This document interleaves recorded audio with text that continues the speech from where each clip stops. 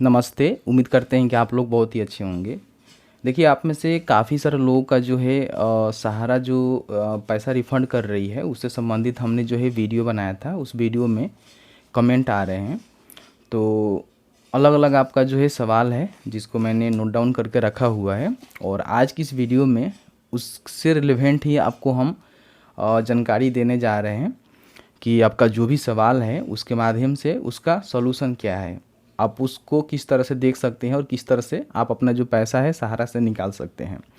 तो please video को शुरू से अंत तक लेकर ज़रूर देखिएगा, और वीडियो थोड़ा सा भी अच्छा लगे तो प्लीज़ वीडियो को लाइक करिएगा, क्योंकि आपका एक लाइक मुझे बहुत ज़्यादा मोटिवेट करता है और ऐसे ऐसे वीडियोज़ बनाने के लिए बहुत ज़्यादा एनर्जी देता है।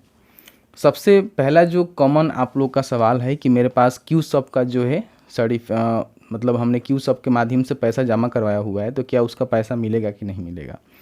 हम आपके जानकारी के लिए बता दें कि देखिए, क्यू सब को क्या किया गया कि फोर्सफुली जो है कन्वर्ट कर दिया गया है अलग अलग सोसाइटी में। जैसे कि अभी 4 सोसाइटी का नाम आपको देखने को मिल रहा होगा जिसका पैसा आपको रिफ़ंड किया जा रहा है।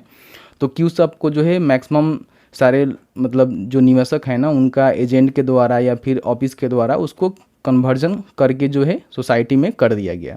तो आपके पास उसके बाद भी एक कन्वर्जन का जो है पेपर होगा, जो कि इस तरह से देखने का होगा। मतलब देखने में आपको इस तरह से मिलेगा, जो लंबा वाला होगा। तो समझिएगा कि जो है आपका कन्वर्जन हो गया है सोसाइटी में। फिर भी आपका क्यू सब में है तो उसका भी कोई अपडेट नहीं है, क्योंकि 4 ही जो सोसाइटी है उसका यहाँ पे फॉर्म फिल हो रहा है। तो एक बार देख लीजिएगा कि आपका कन्वर्जन हुआ है कि नहीं हुआ है। आप अपने एजेंट से भी उसको पता कर सकते हैं। पहला आपका सवाल ये था। दूसरा सवाल ये है कि सर फॉर्म फिल नहीं हो रहा है, ओटीपी नहीं जा रहा है, इस तरह का प्रॉब्लम है, उस तरह का प्रॉब्लम है। तो उसमें हम तो कुछ नहीं कर सकते, क्योंकि कभी काम कर रहा है, कभी नहीं कर रहा है, कभी ओटीपी जा रहा है, कभी नहीं जा रहा है। तो साइट का प्रॉब्लम है, वेट करिए, वो धीरे धीरे ठीक हो जाएगा।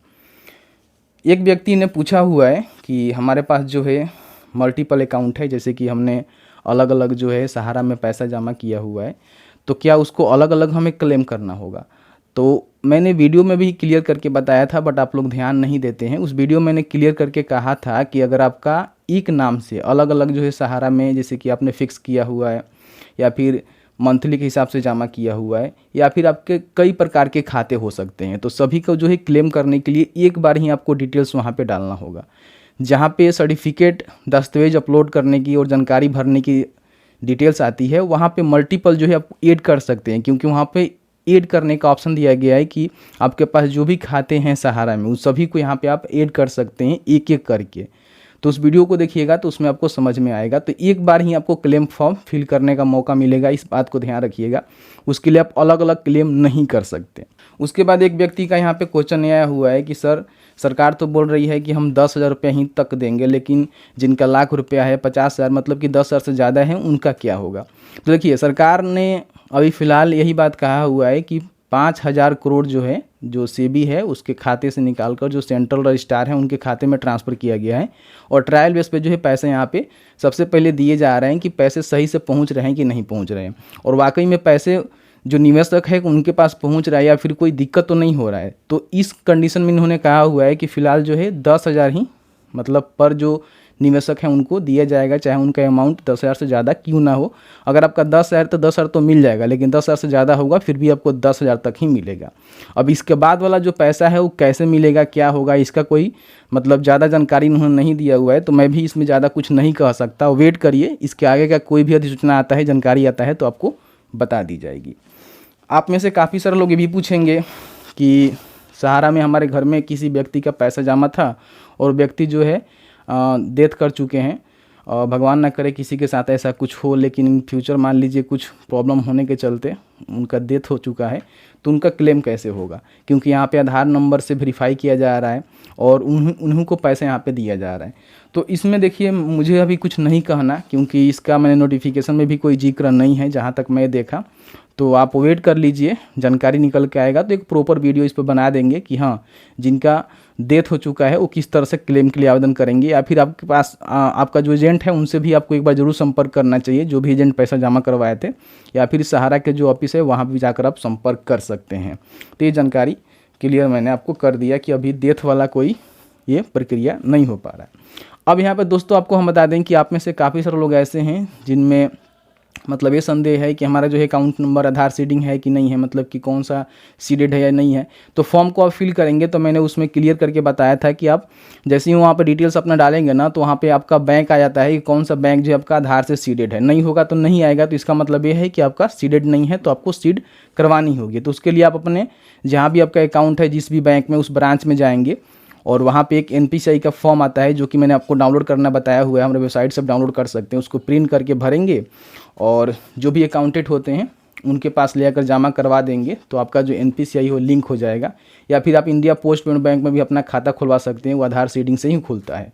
तो ये आपके जो है चेक करने का और नहीं है तो लिंक करने का प्रक्रिया है। तो यहाँ तक मैंने आपको क्लियर करके बता दिया आई थिंक। अब कुछ और सवाल आए हुए हैं कि जैसे कि आधार कार्ड में मोबाइल नंबर लिंक होना ज़रूरी है, जिनका लिंक नहीं होगा उनका फॉर्म फिल होगा कि नहीं होगा। बिल्कुल भी नहीं होगा, आपको लिंक करवाना पड़ेगा। ऐसे में आप में से काफ़ी सारे लोग ये भी कहेंगे कि हमारे मतलब जिनके भी हमारे घर में पैसा जमा है वो जो है विदेश रहते हैं, तो उनका मोबाइल नंबर लिंक नहीं है तो कैसे होगा। तो ये तो भाई छोटा छोटा प्रॉब्लम है, और ये छोटा इसको नहीं मान के चल सकते हैं, बहुत बड़ा प्रॉब्लम है। काफ़ी सारे लोगों के साथ ऐसा होगा तो वो लोग क्लेम नहीं कर पाएंगे, क्योंकि यहाँ जो है आधार से ही पैसे भेजने की जो ऑथेंटिकेशन है वो किया जा रहा है, और आधार के माध्यम से ही पैसे यहाँ पे प्रोवाइड किए जा रहे हैं। तो कुछ आसान प्रक्रिया नहीं है, बहुत ही डिफ़िकल्ट प्रक्रिया है। सभी को पैसे नहीं मिलने वाले, सभी लोग मोबाइल में आधार नंबर लिंक करवाएंगे। काफ़ी सारे लोग जो है बाहर विदेश रहते हैं, उनका कैसे लिंक होगा, काफ़ी समस्या है। ठीक है, तो आई थिंक आपने जो भी पूछा था उसके रिगार्डिंग मैंने आपको जानकारी दिया।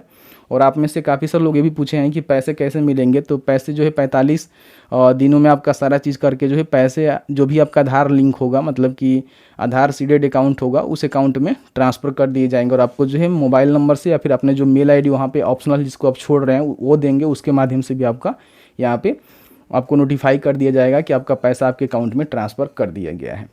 अब इसके बाद क्या होगा कि फिर रजिस्ट्रार को जो है पैसे मिलेंगे, या फिर देखिए उसके बाद का क्या प्रोसेस होता है, उसके माध्यम से जो है आपको पैसे प्रोवाइड किए जाएंगे।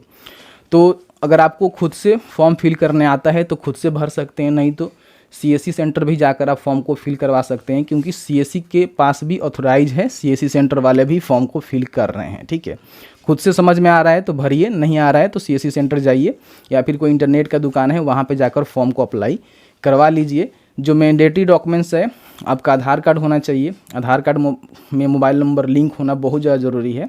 और उसके बाद आपका जो अकाउंट है वो आधार सीडिंग होना चाहिए। यानी कि देखिए, अगर आप बायोमेट्रिक से अपना पैसा निकाल लेते हैं तो ऐसा मतलब ये नहीं है कि आपका आधार लिंक है। ठीक है, उससे आपको पैसे नहीं मिलेंगे। आधार सीडिंग और बायोमेट्रिक लिंक जो है अलग होता है। तो आधार सीडिंग नहीं है, मैंने बताया कैसे आप चेक कर सकते हैं, तो चेक कर लीजिएगा। नहीं है तो बैंक में जाकर उसको लिंक करवा सकते हैं। तो कुछ महत्वपूर्ण जानकारी था जो कि आप में से काफ़ी सारे लोग पूछ रहे थे, तो सोचा कि एक वीडियो बनाकर आपको जानकारी प्रोवाइड करवा देते हैं। और फॉर्म कैसे फिल करना है मैं स्टेप बाय स्टेप वीडियो बनाया हुआ हूं, उस फॉर्म को आप देख लीजिएगा। वीडियो को कैसे फॉर्म को फिल करना है आपको समझ में आ जाएगा।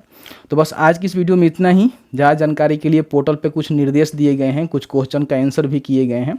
ठीक है, तो उसको भी आप देखेंगे तो आपको समझ में आएगा।